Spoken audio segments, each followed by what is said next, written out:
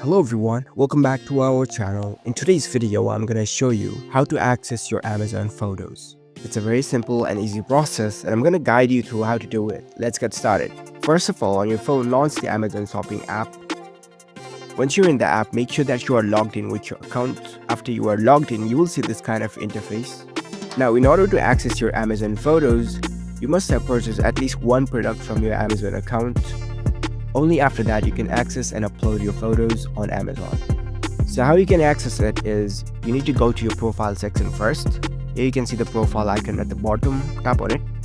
Now at the top you can see the account option, tap on it. Now scroll down.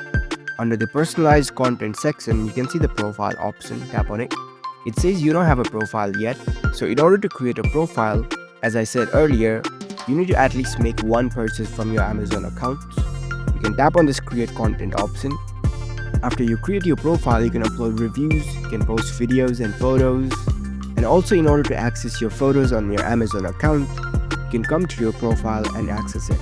So that's it. That's how you can access your photos on Amazon account. If you found this video helpful, don't forget to give this video a thumbs up and subscribe to our channel for more tech tips. Thank you for watching.